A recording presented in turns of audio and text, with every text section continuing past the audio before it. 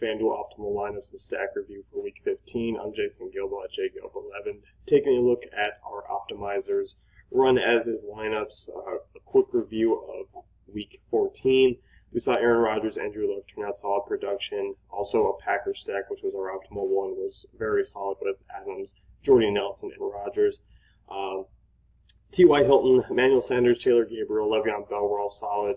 David Johnson, Golden Tate, Tyrell Williams, Vernon Davis were all kind of flops, but chalky flops. So probably didn't hurt you too bad.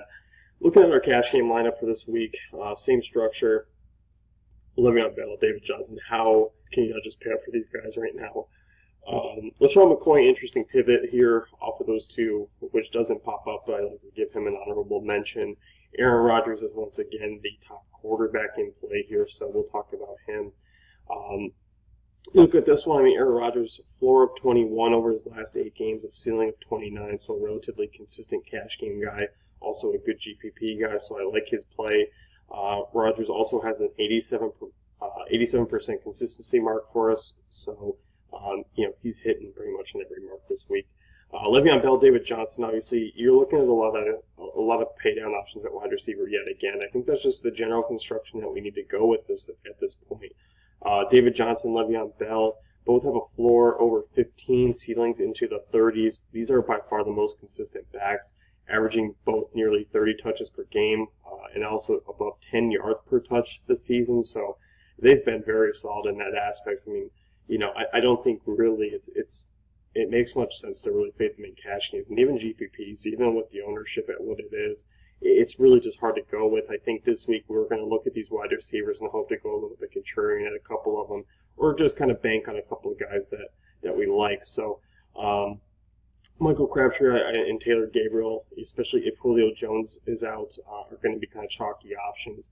Crabtree at a really nice price. He draws the better of the quarterback matchups, not facing Casey Hayward. That's going to be Amari Cooper, so that's one thing to note with the Oakland passing attack. Crabtree just hit 6K. As long as he's healthy, I mean, we're going to be good to go and kind of firing away there. If Jones is out, we're going to look pretty good. With Taylor Gabriel kind of filling in, is a little bit boomer bust, but I think in terms of value, he should be okay. The San Diego wideouts, I like Dontrell Inman this week. I think without Melvin Gordon, we're going to see a lot of the passing attack really go forward here. Tyrell Williams is also in play, so we can use those wideouts from that San Diego side. In terms of the rest of these pieces, Kyle Rudolph, Matt Bryant, Detroit Lions. I like Rudolph here. Indy is a bad defense against tight ends. We've seen that. I believe I talk about here something. Rudolph, Football Outsiders ranks Indy inside the bottom 5, so Rudolph's in a good spot this week at 5,800. Matt Bryant, one of the highest total ones. The thing I have with this one is I don't like the Detroit Lions defense in cash. 4,100, I know they're a punt option, but I like coming off of Bryant for maybe like a 4-bath, and that gives you a little bit extra. You can bump up to Baltimore, you can bump up to Green Bay in cash games, so that's a better option. The GPP lineup, we see a little bit of a swerve, using Jamarcus Nelson, which a.k.a. J.J. Nelson here, paying up at defense and using another tight end. Bright's an interesting pivot away from Kyle Rudolph. As I say here, Dallas ranks 31st against tight ends. This is a pretty good spot where I think they're going to be chasing the game. So I do like this lineup. It's not much of a difference from the one before, but obviously a lot of high upside guys you can use. J.J. Nelson's kind of that pivot play. Same with Cameron Braid. I like using Baltimore there. So overall, a lot of upside. And if you want to get a correlation, you'd have to make some moves and maybe use like a Devontae Freeman, use a Tevin Coleman, and pair up with like a Jordy Nelson, pair up with Devontae Adams, and use with Rodgers in the GPP format. So optimal stack lineup this week is the Cardinals, believe it or not, even with David Johnson. We're looking at a punt play tight end in Jermaine Gresham. I like him a lot this week. I like pairing him with Palmer. Obviously, the passing attack is very boomer bust. I have somewhat mixed reviews on this lineup here for the optimal stack because I'm not a big fan of Golden Tate. Giants are a top 5 pass defense right now.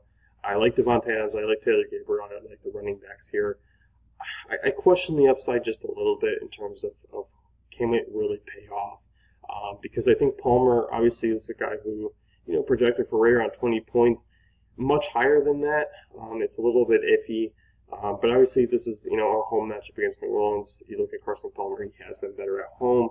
Um, he does just have a 20-point ceiling over the last 8 games, so it is something to consider. Could we use maybe a Kaepernick? Could we bump up a little and use maybe a Derek Carr? There are those things to think about. And also, I think, maybe a pivot play off of Bell, using maybe a LaShawn McCoy, using a Devontae Freeman, Tevin Coleman. You can make those GPP moves and kind of get maybe a higher ceiling, tight end, even get a higher ceiling, wide receiver in there. So there is that aspect of it. I'm not quite as high as this GPP lineup as the optimal stack that rolls out, so that's one thing to note. But I do think it has a decent floor, especially given the fact that the matchups that are there. So that's going to wrap it up. If you want to check out this article, it is up on the site now. You can get more of an in-depth breakdown in terms of each player. But overall, if you want to check out our cheat sheets for Week 15, they're up here in your dashboard. You can go check them out, and be sure to check out the rest of our Week 15 content.